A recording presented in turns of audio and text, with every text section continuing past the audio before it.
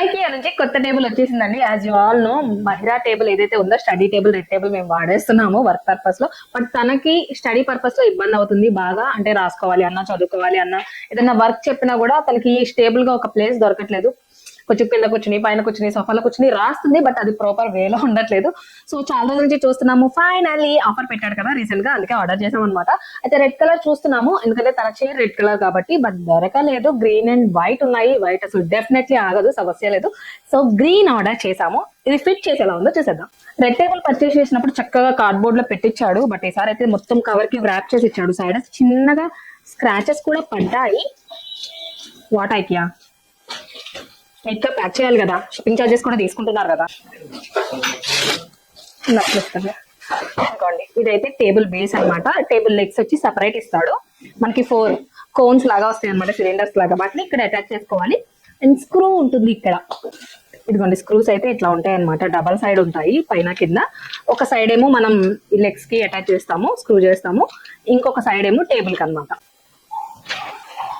Drilling ఏం అవసరం లేదు. ఫస్ట్ లెగ్స్ కి పెట్టడం, తర్వాత సేమ్ ఆ పైది టేబుల్ కి పెట్టడం. సింపుల్. ఇది కొంచెం పెట్టి, ఇది కొంచెం పెట్టి ఇలా తిప్పితే అది ఇది రెండు ఒకేసారి వెళ్ళిపోతాయి. ఈ టెక్నిక్ ఏదో బాగుంది చూడండి. మొత్తం మీరు ఫిక్స్ చేయాల్సిన పని లేదు. దీనికి జస్ట్ అటాచ్ చేసి తర్వాత దీనికి పెట్టి ఇలా తిప్పేయండి. రెండు ఒకేసారి స్క్రూ టైట్ అయిపోతాయి, మీ హ్యాండ్ కి ఎలాంటి ఇబ్బంది లేకుండా.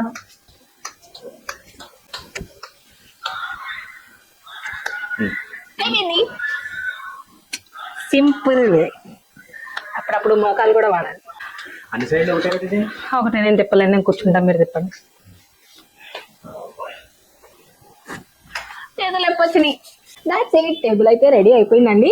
బట్ కలర్ వైజ్ బానే ఉంది, బట్ రెడ్ అంతా బాగా లేదు. సో మేము ఆలోచిస్తున్నాము, మేము ఏదైతే యూజ్ చేస్తున్నామో రెడ్ టేబుల్ అదే మహిరాకి ఇచ్చేద్దాము. Red table and red chair combination కొంచెం మ్యాచింగ్ ఉంటుంది తనకి సెట్ లాగా. ఈ గ్రీన్ టేబుల్ మేము తీసుకుందాం అనుకుంటున్నాము. బట్ పిల్లలకి యూజువల్ గా కొత్త పిచ్చి ఉంటుంది కదా, ఏది కొత్తదో అదే వాళ్ళకి కావాలి అంటారు. సో మహిరా వచ్చిన తర్వాత తనని అడిగి డెసిషన్ తీసుకోవాలన్నమాట. తనకి ఈ టేబుల్ కావాలా, ఆ టేబుల్ కావాలా అని రిపేరింగ్ మా వర్క్ ఉంటుంది. అండ్ ఇదైతే నేను ఐకియాలోనే పర్చేస్ చేశానండి. ఐకియా ఆన్లైన్ నుంచి.